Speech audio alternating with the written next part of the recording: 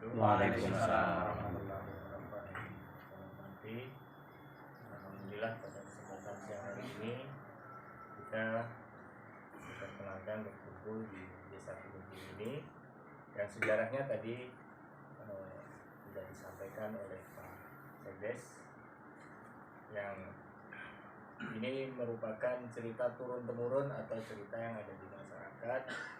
Sekali lagi, saya sebagai penggiat sejarah tadi dikaitkan dengan sejarah Diponegoro, maka saya menyarankan agar data-data validnya dikoreksi lagi, diperbaiki lagi, karena ketika kita bicara Perang Jawa, kita bicara Pangeran Diponegoro 1825-1830, pada saat itu Larsa Dalem yang ketiga itu sudah wafat. Jadi yang bertahta pada saat itu adalah Sultan Hamengkubuwono V. Nah, mohon dikoreksi lagi itu datanya dari mana supaya diperbaiki. Nah, selama ini saya menjalankan rapat tilas, saya menelusuri sejarah Diponegoro berdasarkan babat Diponegoro yang dituliskan sendiri oleh Pangeran Diponegoro ketika berada di Benua di Manado. Kemudian saya juga berdasarkan dengan peta yang dibuat oleh Belanda, karena wilayah administrasi yang ada sekarang ini jauh berbeda dengan yang ada ketika tahun 1830, di mana jumlah penduduk pada saat itu belum sebanyak sekarang, bahwa 75% wilayah Pulau Jawa ini masih terdiri dari rawa-rawa dan hutan belanda. Jadi tadi saya datang ke sini dengan digonceng sepeda motor, saya merasakan betapa capeknya. Nah, kemudian saya membayangkan juga bagaimana capeknya para pelaku perang Jawa pada saat itu. Tidak hanya Diponegoro, pasti juga para pengikutnya. Dan di dalam babat Diponegoro dikisahkan bahwa Pangeran Diponegoro itu menghimpun kekuatan itu di Plumbon, bersebelahan dengan desa ini, dengan Kumucing.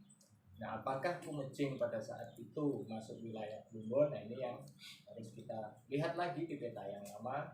Nanti kita akan mempelajari lagi. Tetapi paling tidak apa yang kita lakukan pada hari ini adalah sebuah awal yang bagus. Kita mengajak generasi muda, mengajak terutama anak-anak muda di Kumucing ini dan di Wadas Lintang pada umumnya, supaya lebih peduli lagi kepada sejarah. Dan sekali lagi saya sampaikan bahwa sejarah tidak hanya tentang perang. Banyak hal yang sudah pernah terjadi di masa lalu dan mempunyai efek hari ini. Ada sejarah tentang misalnya bagaimana orang memenuhi kebutuhan hidup pada saat itu. Kemudian apa yang terjadi sekarang. Dulu ketika belum ada waduk, orang bekerja apa? Setelah ada waduk, orang bekerja. Karena apa yang menjadi bagian dari sejarah itu bermacam-macam, termasuk pendidikan, termasuk pondok pesantren, ya kan? Saya sudah membayangkan kalau seandainya tempat ini malah menjadi kota santri, saya rasa tempatnya malah bagus. Nah, ini yang saya bayangkan, karena ternyata banyak sayyid-sayyid yang dulu berada di sini, banyak ulama-ulama besar yang berada di sini, dengan tempat yang subur, tetapi jauh dari keramaian, tapi fasilitas sudah lengkap. Saya rasa, saya membayangkan kalau ini ada 3 atau 4 pondok pesantren besar di sini tentu luar biasa, di mana masyarakat bisa mempunyai kegiatan ekonomi baru. Dengan adanya santri, maka banyak para pendatang di sini, dan setiap tahun mereka berganti. Dan mudah-mudahan tentang Kumucing, tentang Wadas Lintang itu bisa semakin dikenal di wilayah kita. Nah, kembali ke sejarah Diponegoro, bahwa Pangeran Diponegoro di wilayah Wonosobo sekarang ini, saya harus mengatakan itu karena peta zaman dulu beda sekali dengan peta zaman sekarang. Di wilayah Kabupaten Wonosobo hari ini, kemudian saya lihat di peta perang yang dibuat oleh The Spurs, di wilayah Wonosobo itu terjadi battle atau pertempuran, itu pertama di Punjaran, Kajoran, Alian, Lamuk, Sawangan, Selokromo, Gunung Tawang, Kaliwiro, kemudian Karangmalang, Kretek, Kalilusi, Serangsari, Blegeran, Losari, Wonolelo, Binangun.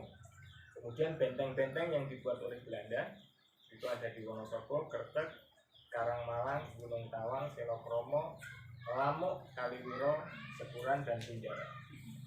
Pangeran Diponegoro tidak harus turun ke medan semua medan perang. Bahwa Pangeran Diponegoro masuk di wilayah Romo itu kurang lebih tahun 1828. Tetapi perang di wilayah sini yang dulunya disebut sebagai Bagelen juga itu sudah sejak 1827 kurang lebih. Pangeran Diponegoro menugaskan 3 orang basa bersama para prajuritnya untuk berperang sudah di wilayah. Pangeran Diponegoro menginjakkan kaki di wilayah sini, jelas di dalam babat disebutkan Ledok dan Gowong. Nah, yang detailnya itu Pangeran Diponegoro menuliskan ketika terjadi pertempuran di Sapuran. Pangeran Diponegoro berhadapan langsung dengan benteng Sapuran, tetapi berjarak jurang, artinya dari bukit ke bukit. Kemudian Pangeran Diponegoro malam harinya mesanggah di Wonosroyo. Jadi betul bahwa Kebumen Wonosobo saat ini, Kabupaten Wonosobo saat ini sangat erat kaitannya dengan sejarah perjuangan Pangeran Diponegoro dan para prajuritnya, yaitu Perang Jawa. Dan sudah menjadi tugas kita semua, kewajiban kita semua adalah untuk tidak sekedar mengenang, tetapi kita harus banyak belajar dari apa yang sudah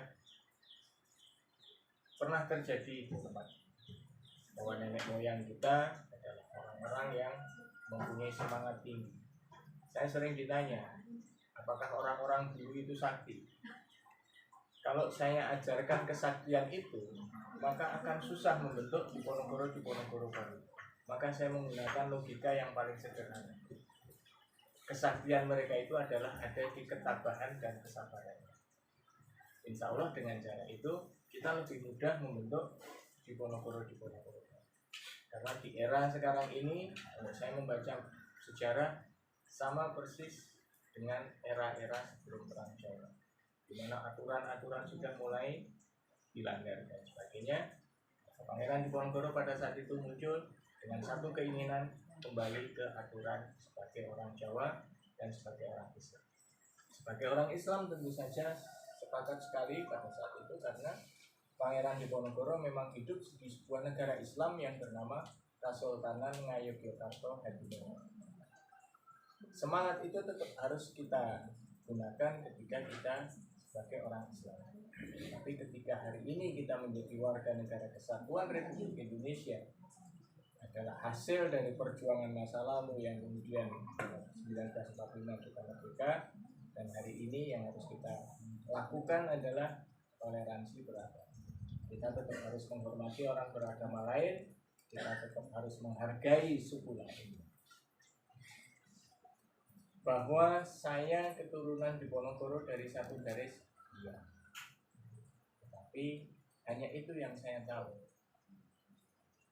Sangat terbuka kemungkinan dan bisa saja terjadi justru dari garis yang lain saya adalah keturunan orang yang melawan Diponegoro.